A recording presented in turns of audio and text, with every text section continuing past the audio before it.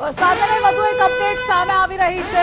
ગોંડલમાં મોટી કિલોરીના દ્રશ્યો ટીવી સ્ક્રીન પર આપ જોઈ રહ્યા છો, પરંતુ જામનગરની વાત કરીએ તો જામનગર શહેર અને જિલ્લામાં વરસાદી માહોલ છવાયેલો છે।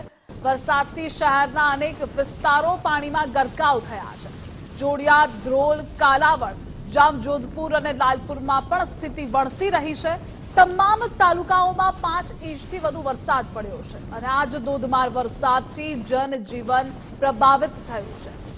સંવાદદાતા નથુ આપણી સાથે જોડાયેલા છે। નથુ, જામનગરમાં વરસાદી સિસ્ટમની સૌથી વધારે અસર છે, વરસાદનું જોર પણ વધુ છે, અવિરત વરસાદ વરસી રહ્યો છે, હાલ સ્થિતિ કેવી?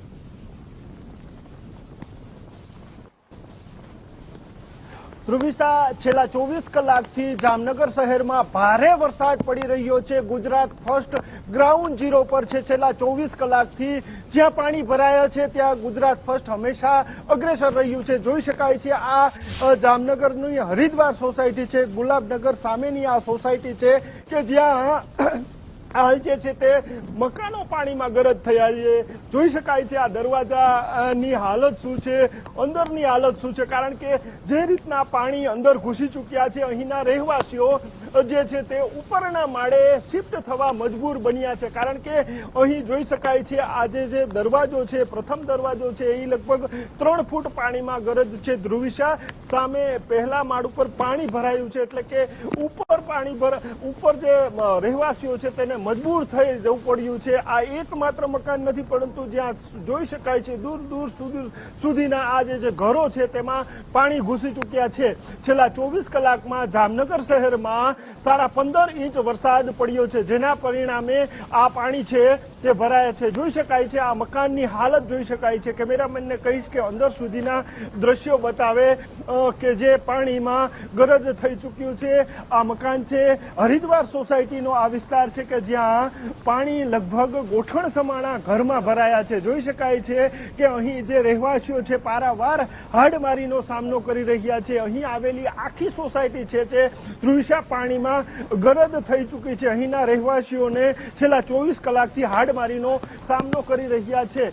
જે રહેવાસીઓ છે તે જોઈ શકાય છે ઉપરના માળે પોતાની જે વ્યવસ્થા છે ત્યાં આશરો લીધો હોય એમ હાડમારીનો સામનો કરી રહ્યા છે। કારણ કે જે રીતના પાણી જે છે તે હાલ અંદર ઘરમાં જે છે તે લગભગ 1.5 થી 2 ફૂટ પાણી ભરાયા છે। પાણી ઉલેચવું તો ક્યાં ઉલેચવું, કારણ કે કોઈ રસ્તો જ નથી। રસ્તા પર પાણી ભર્યા છે, મકાનમાં પાણી ભર્યા છે, ઘરોમાં પાણી ભર્યા છે। આપણે અહીંના રહેવાસીઓ સાથે વાત કરશું, કેવી સ્થિતિ છે વરસાદને લઈને? કણસમાણા તો પાણી છે જ, સ્થિતિમાં તો કઈ વાત જ નથી। આ લોકોએ નંબર જાહેર કર્યા હતા, એમાં અમે કાલે મેં 11 વાગે ફોન કર્યો તો મારા નામ લખ્યું, નંબર લઈ લીધા, એ કે હાલો અમે કરે, હજી કોઈનો જવાબ આવ્યો નથી। અને આ પાણી આજ હું અહીંયા 10 વર્ષથી રહું છું, પાણી હર વખત ચોમાસે ભરાતું અને પાછું નીકળી જતું, પણ 2 વર્ષથી એને જે પાઇપલાઇન નાખી છે ને એને હિસાબે આ પાણી અમારો આવક છે, જાવક નથી। ઉપરનું પાણી જે આવે બધું પાઇપલાઇનમાંથી અમારી સોસાયટીમાં આવે છે, બાકી અહીંથી જાવક છે જ નહીં। આ પાણી આવે છે એ ક્યાંથી આવે? આમ ઉપરથી રાજમોતી બધે એને જે પાઇપલાઇન નાખી છે, આમ પ્રભાતનગરમાંથી નીકળી જાય રાજમોતીનું પાણી આમ આગળ વયું જતું, એને આમણું વારી અંડરગ્રાઉન્ડ પાઇપમાં લીધું, પાઇપમાંથી અમુકનું પાણી અમારે આવે છે।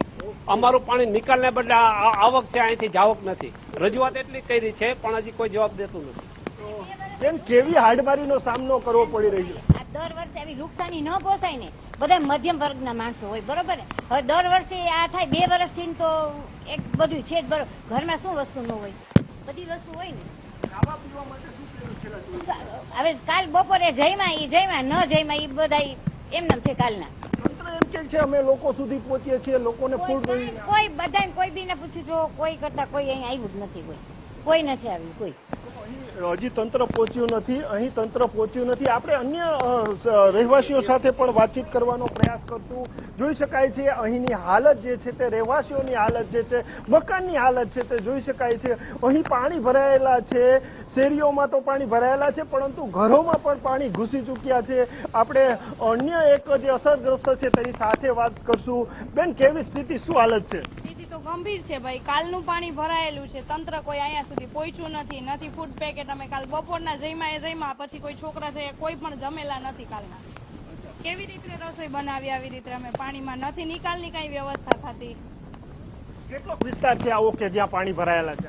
આખું છે આમ નારાયણનગર છે, મોહનનગર છે, અમારું આ હરિદ્વાર પાર્ક છે, બધી જગ્યાએ પાણી જ પાણી છે. ધ્રુવિશા, જામનગર શહેરમાં જ્યાં જુઓ ત્યાં પાણી જ પાણી છે, અતિવૃષ્ટિનો આ માહોલ છે. આપણે અન્ય એક રહેવાસી સાથે વાત કરશું. શું હાલત છે કાકા? આવો ને, શું હાલત છે તમારા ઘરની અને કેવી હાલત છે? ઘરની ફર્નિચરની હાલત શું છે? ઘરવખરીની હાલત? ઘરની તો ઘણી ખરાબ થઈ ગઈ. શેટીઓ બેટીઓ ને કબાટ ને બધું ખરાબ થઈ ગયું. હા, અને પાણી ઉલેચવું તો ક્યાં ઉલેચવું? ઉલેચું પાણી નીકળે પછી ઉલેચે અંદર મોટર. હજી હું કેમેરામેનને કહીશ કે આ દ્રશ્યો બતાવવા માંગે છે. જે જોઈ શકાય છે, આ જે સોસાયટી છે હરિદ્વાર સોસાયટી છે, આની પાછળ મોહનનગર છે, ત્યાં દૂર સુદૂર સુધી આવી જ હાલત છે. જોઈ શકાય છે આ પાણી ભરાયેલા છે, પરંતુ કોઈ નિકાલ નથી. કારણ કે જે રીતના જામનગર શહેરમાં ભારેથી અતિ ભારે વરસાદ પડી રહ્યો છે, કારણ કે જામનગર જાણે બેટમાં ફેરવાયું હોય તેવી સ્થિતિનું નિર્માણ થયું છે. આ માત્ર મોહનનગર નથી, આ માત્ર હરિદ્વાર સોસાયટી નથી, પરંતુ ગુલાબનગર હોય, રામેશ્વર હોય, નવાગામ ઘેડ હોય કે પછી કાલાવડ નાકા બહારના વિસ્તારો હોય. જોઈ શકાય છે અહીં એક મોટરસાયકલ છે, તેની હાલત શું છે તેના પરથી અંદાજો લગાવી શકાય કે પાણીનું સ્તર કેટલા સુધી પહોંચ્યું છે. ધ્રુવિશા, બીજી સમસ્યા અહીંની એ છે કે જે રણજીત સાગર ડેમ અને જે રંગમતી નદીના જે પાણી છે, રંગમતી ડેમના છોડાયેલા પાણી છે, તે પાણીનો ભરાવો અહીં થઈ રહ્યો છે અને નિકાલ કોઈ ન હોવાથી અહીંનું ચિત્ર જે છે તે હાલ જોઈ શકાય છે. હજી પાણી ભરાયેલા છે. તેના કેમેરામેનને કહીશ કે અહીં અન્ય સાઈડના દ્રશ્યો જોઈ શકાય છે કે જે હાલત છે દૂર સુદૂર સુધી જે પાણી જ પાણી નજરે પડી રહ્યા છે. એટલે કે હાલત જામનગરની હાલ જે છે તે જામનગર જાણે બેટમાં ફેરવાઈ ગયું છે. જામનગર જાણે કે હાલ તરબોટ થઈ ગયું છે તેવી સ્થિતિ છે અને ઉપરથી આ અનરાધાર વરસાદ વરસી રહ્યો છે. એટલે કે હજુ પણ ગંભીર પરિસ્થિતિનું નિર્માણ થઈ શકે તેવી સિચ્યુએશન છે. જી ધ્રુવિશા. જી ના, તો આપ પણ આપણું ધ્યાન રાખશો અને જોડાવા બદલ આભાર.